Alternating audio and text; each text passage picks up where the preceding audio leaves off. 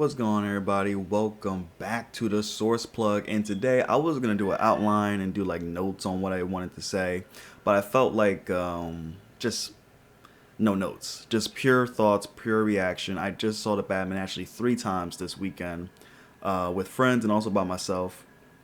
And yeah, let's just get right into it. Let's not waste any more time. I guess we should start with but pretty much the beginning real quick. So this all started because after I believe Ben Affleck was going to produce, star, write, and direct his own DCEU Batman movie, and from what the rumors come out was that it was going to be essentially him and Deathstroke being like the main villain, but I believe he was going to be in an Arkham Asylum finding his way out type of action-driven type of story. So that would have been pretty interesting to see. But I believe that Ben Affleck later on came out. There were some things leaking out from Warner Brothers that he just wasn't filling the role anymore, so he stepped down from the from directing it because of the pressure and things like that. But then he also stepped down later on, confirmed that he's just not going to be in the Batman movie at all, and only because of personal issues that he was dealing with and the pressure and the response, the reception actually from Batman and the whole universe overall was very hard on him on this difficult time. So he decided to give this opportunity to Matt Reeves, the guy that directed Dawn of the Planet Apes. This movie has been in development for 5 years now, and I have to say, man, that script paid off. The writing in this film is so... The best way I can describe this writing is that you could take this Batman character, or you can take this story and take Batman out of it, and the plot threads, the elements that play out the way they play out, can still work. It feels like a detective noir story that was heavily inspired by Seven, Chinatown, and I forgot one. It was another one, but definitely if you've seen Seven and Chinatown, this movie almost feels it's not a copycat, not a copycat at all.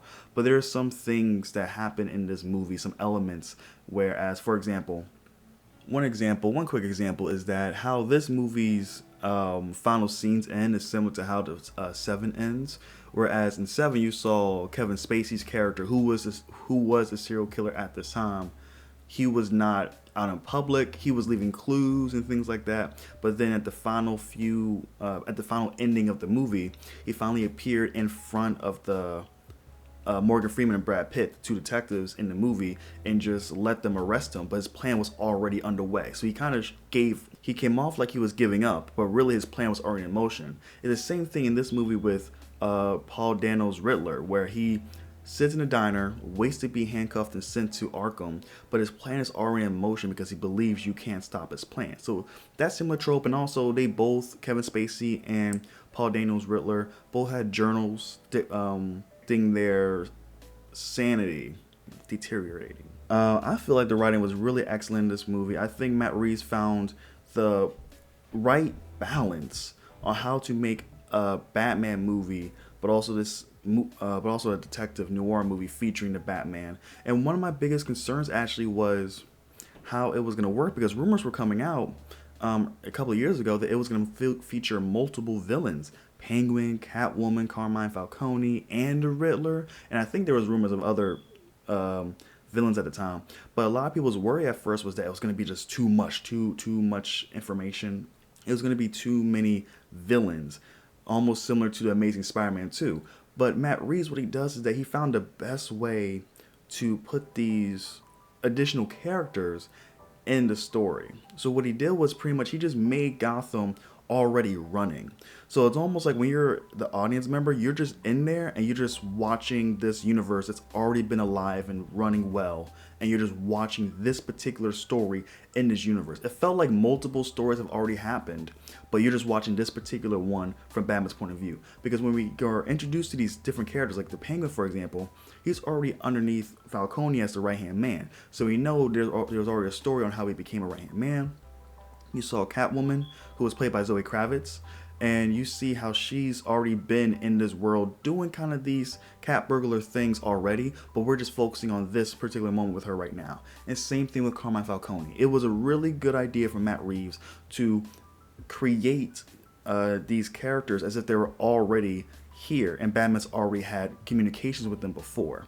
And the other thing, speaking of just Gotham overall, this I would have to honestly say, this is one of my favorite depictions of Gotham in terms of live action films because it feels alive. Christopher Nolan's trilogy in terms of Gotham wasn't necessarily bad at all. I'm not saying that at all. But what I'm saying is that it felt like a traditional city where it's just you could imagine this as being like a New York, Chicago, any American city. That's just what it felt like. But here, this Gotham felt very it felt comic book, had a very comic book vibe to it, but also that I could see this being like the slums in a city somewhere in the world.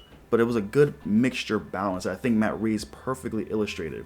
Now, the opening scene, man, can we talk about the opening scene, y'all? That the tone and the atmosphere set when they showed off just the Riddler with the binoculars, and he was looking at the people. He was looking at the kid playing with the sword, and he pretended to kill his father and everything like that. But the scene where you're hearing the news from the TV about the mayor election, and the mayor inside the house it turns off the TV, or I'm sorry, he has the TV on, but then he walks away, and then you just see the only light in the room is the TV screen, and you just barely see Riddler behind the mayor, and the Riddler's just not moving. He's just standing there, and he's not trying to give off any extra movements until he's ready to strike.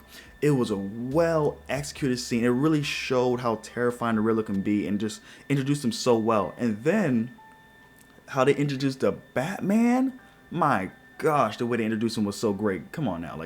I loved how Matt Reeves played with the concept that he is fear and pretty much the darkness, the shadows and stuff like that. But he played up this idea that criminals are scared of Batman so much so that even if Batman's not there in the shadows, when that bat signal is up there, and a criminal sees darkness around them, they get scared because they don't know if Batman's right there in the shadows or not, so they just run away. And the way Robert Pattinson's Batman comes into the frame against this gang with like clown makeup essentially, and all you hear from him is the clinging from the heavy boots. Oh, so marvelous. And the fight scenes were good. The one thing I will say, I'm continuing on too, but the one thing about this opening scene that it showed me was that the sound from the trailer didn't really translate as well in the movie. Like the sound, when you watch a trailer, you hear every punch in this movie, but it was just louder and it sounded way more impactful in the trailer. But when you watch the movie, you hear the punches, but it wasn't as it just didn't sound as like, dang, you know what I mean, type of thing. It visually looked good, but I feel that the sound volume, I guess the sound volume was just not as high as it was in the trailer, but I ain't worried about that. The casting of this movie was phenomenal. I love Zoe Kravitz as Catwoman and Jim Gordon. I said Jim Gordon. And Jeffrey Wright as Jim Gordon was fantabulous, man. They were just great. Honestly, I would simply say this. However, a lot of people gave a lot of flack because they felt that Catwoman was supposed to be this skin color and Jim Gordon's supposed to be this skin color. At the end of the day, both Jeffrey Wright and Zoe Kravitz did a great portrayal of their characters, and they're one of my favorite portrayals in live action, I would have to say. Carmine Falcone, I forgot the actor's name that plays Carmine Falcone. I apologize for that. But he played as this, Carmine's character kind of played off as this mafia boss that is, he reminded me a lot of just what you expect from a traditional mob boss that's not trying to be out there in public, but you can just tell through his demeanor and through his dialogue, he's not terrified of anything or anybody. You just get that the first time you meet him. And Colin Farrell as Penguin, my God. Oh. Okay. So I think Colin Farrell's Penguin was the underrated character in this entire movie. The way he just, his mannerisms, his makeup, the way his character is, his humor is just so amazing. And I was like grinning, I was just grinning the entire time whenever he was on screen, because he just had this presence, this charisma that I just couldn't stop like just being happy for. I think Penguin was definitely the most underrated character in this film. Zoe Kravitz was good as Catwoman. I appreciate her, but she's not Catwoman. She's like just she's just at the beginning stage. Like all these characters, if you think about it, besides Carmine Falcone, is really at their early stages before they become the character that we all know and love them, right? So the casting was really good. I really did love the action in this film. The action in this film is not going to, in my personal opinion, some people might disagree with me. I don't think the action in this film is. You're not gonna go on YouTube and look up an action scene from the Batman. At least to me personally, the closest I'll probably look up in terms of the Batman is maybe when the Batmobile starts revving up and you just have that full minute of the Batmobile just increasing in terms of volume and just the aesthetics and everything. So, but the action scenes in here weren't bad. Like it was really good choreography, but it wasn't anything like Ben Affleck's warehouse scene or even the Dark Knight's action scenes. It was more so the action scenes more so was more so part of like the climax of that particular scene than really just a spectacle just to have an action scene. You know what I'm saying? So I would say action was great. Love the casting. I love the writing. I will say that overall, this movie did a very good job introducing you to Robert Pattinson's Batman and his dynamic also with Alfred, Andy Serkis, which is really good. You don't see Andy Serkis a lot in this movie, but the screen time that he has on this film is enough. Because let's be honest now, I saw some people complaining, but let's be honest. Batman, Alfred isn't supposed to be like a main supporting character in the Batman. He's more, he is a butler, but also in some comics a father figure to Batman. So it's not like he's going to be in there like half the movie. That's just not his role. That's just not his job. But Andy Serkis did a great job as Alfred. And this was actually the first time like something happened to Alfred, because he got you guys already saw the movie because it's all spoilers, but when he opened up the gift for Bruce Wayne. First of all, I don't even know why Alfred did that. I don't know why he did that, but he did it. He opened up the gift for Bruce Wayne, and when he when the explosion happened, I was like, oh crap! I really did think for the first time watching Batman movies that Alfred really died, because I was like, man, are they gonna really have a Robert Pattinson's Batman not have Alfred no more? But at my first watch, believe it or not, I didn't like. There was one particular thing I really didn't like, and it really nagged the crap out of me at first. And it was honestly, how Batman and Catwoman kissed, and the scene itself felt odd because it felt that. To me, it felt rushed. I felt like there was no reason why Catwoman should have kissed Batman the first time I watched it, because they were just in that same scene, just arguing, bickering at each other. Batman literally was literally telling Catwoman to her own face that her friend should have known better. You should have told your friend better. And that's when Catwoman was like, "Oh, you must be some privileged rich dude for you to be saying that type of stuff." And then I guess after, once she revealed that she was Carmine Falcone's daughter, and Batman was like apologizing and things like that, and then they kissed. In my opinion, I feel like they shouldn't have kissed. I feel like that was a very rushed development by Matt Reeves. I feel like you could have saved that for either the last movie in the trilogy or maybe even the sequel if you wanted to bring her back. But I definitely didn't think that should have been this movie. Or if you wanted to do it this movie, I think the scene shouldn't have started with so much conflict, because it went from conflict to, okay, I kind of like you. From Catwoman's perspective, she was like, okay, I kind of like you, and then it just kissed, and it just felt like weird because you guys were just arguing a minute ago, and now you're kissing them, and I didn't feel like they had that type of connection yet to kiss. But after my second and third rewatch, I was like, okay, I can definitely see how this kiss scene could work. It's not my most favorite part of the movie. Honestly, if they cut that whole thing out and just kept it straight, I would have loved it way more. But it is what it is, right? That was my only really big nitpick. Everything else in the movie, I loved. I loved the Riddler antagonist. He was a terrifying villain. I'll do a video later on, sometime soon, where I'll start ranking like where I rank the Batman villains and where I rank this movie overall and things like that. But I have to say, Robert Pattinson's Batman, I was immersed in this Batman for so long. And the one thing that I like about this take on Batman, at least in this movie, is that he had dialogue, but not a lot of dialogue that you're known from a Batman. His Batman was more so facial expressions and body language. Like you can just his body language, his acting, like when he's just surveying the clues and he's just walking around, or when something happens to him and he has this expression on his face where there's like a revelation, you can just feel how he feels without the needing of a dialogue or a monologue from him at all. That's what's so amazing about Robert Pattinson's take, and I'm so excited to see more of him. One of my favorite scenes was actually the interrogation scene where Batman and Riddler finally meet face to face.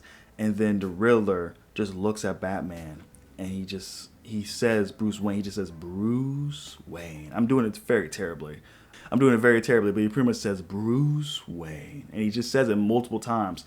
And you can just see Batman doesn't do any dialogue during this time. He's just sitting there. You can just see in his eyes like he's just like waiting, because he felt that Riddler knew who he was, and he saw the camera in the room, and you just felt that scene was just so. When I was watching that scene, I was so in there. I really thought the Riddler knew who Batman was in his first movie. I was like, dang, dog, that's crazy. But then the reveal came out that Riddler just he doesn't know Batman's real identity, but he was just more so upset that Bruce Wayne didn't die as he should have.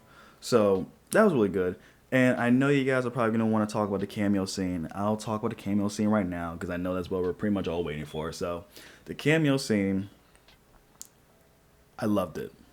My friends didn't really like it. They thought it just ruined the flow of the movie, and they felt that it should have been post-credit tease or just not in there at all. I highly disagree.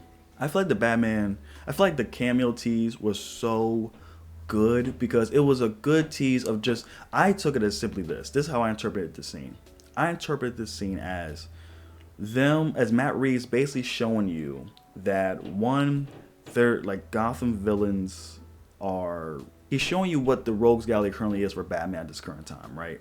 But at the same time, where it's placed in this movie, it's placed pretty much at the far end when Riddler's plan is pretty much over with, and this is right before Batman sees, or I guess this is right before Bruce Wayne sees Selina Kyle again before they leave.